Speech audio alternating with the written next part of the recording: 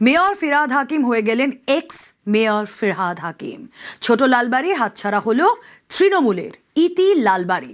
News 18 প্রাইমে আমি রুমেলা আপনাদেরকে এই সংক্রান্ত আরো খবর দেব। মেয়র ফিরহাদ হাকিমের ইস্তফা, কলকাতার মেয়র পদ ছাড়লেন ফিরহাদ। 2018 থেকে মেয়র পদে ছিলেন ফিরহাদ হাকিম, আর এবার মেয়র পদ থেকে ইস্তফা ফিরহাদ হাকিমের। কলকাতা মেয়র পদ ছাড়লেন ফিরহাদ হাকিম। একের পর এক অভিযোগ উঠছিল কাউন্সিলরদের বিরুদ্ধে, একের পর এক দুর্নীতির অভিযোগ। পালা বদলের পর ডামাডোল শুরু হয়ে যায় কলকাতা পুরসভায়। কলকাতা পুরসভার মেয়রের পদ ছাড়লেন ফিরহাদ হাকিম।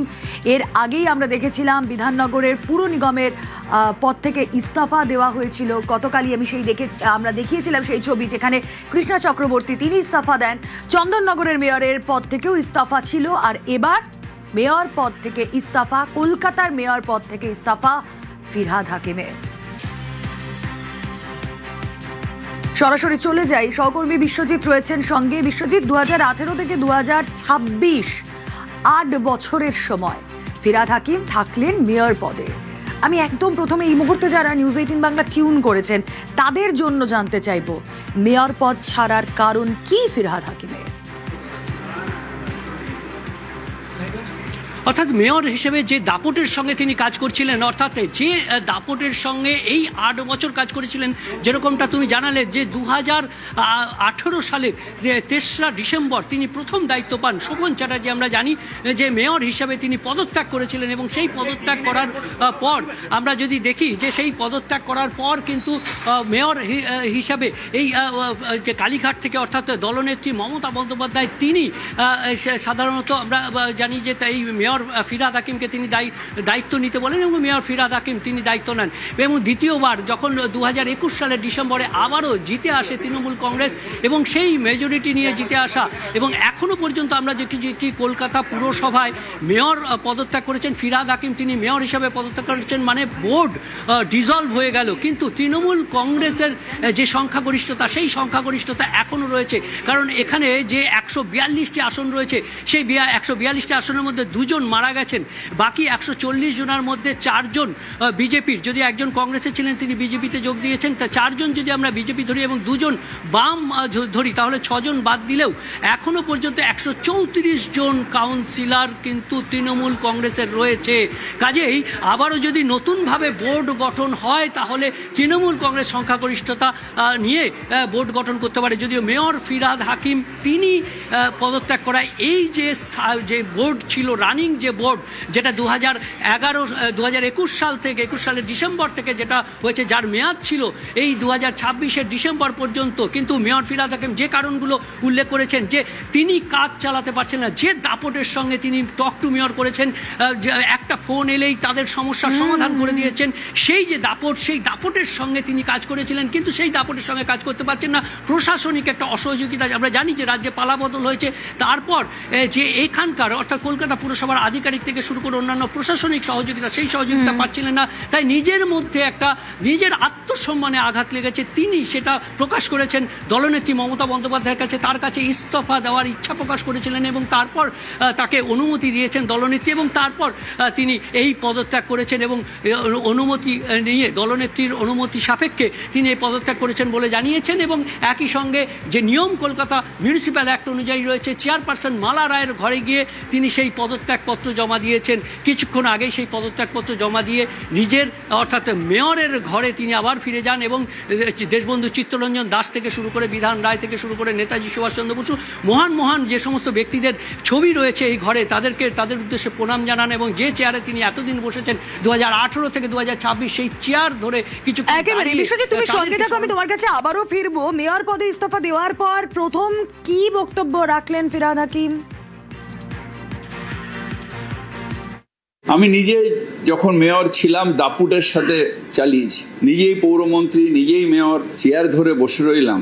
ঢাল নেই, তলোয়ার নেই, নিধিরাম সর্দার, সেই মানুষগুলো যারা হয়তো আমার থেকেও বেশি দাপুটে ওই মেয়রের চেয়ার চালিয়ে গেছেন, তাদের প্রতি অসম্মান। তাই আমি ঠিক করেছি যে আমি আজকে রেজিগনেশন দিচ্ছি। যে বেস্ট সার্ভিস দেবে মানুষ তাকে চয়েস করবে, তাই শুভেচ্ছা দিয়ে আমি এই চেয়ার আজকে খালি করে দিলাম। আমার কেউ প্রেশার নেই, কিছু নেই।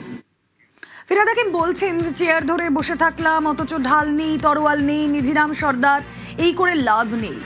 বেস্ট যে সার্ভিস দিতে পারবে, শুনলাম যে বক্তব্য, বেস্ট যে সার্ভিস দিতে পারবে তারই এই চেয়ারে বসার অধিকার রয়েছে।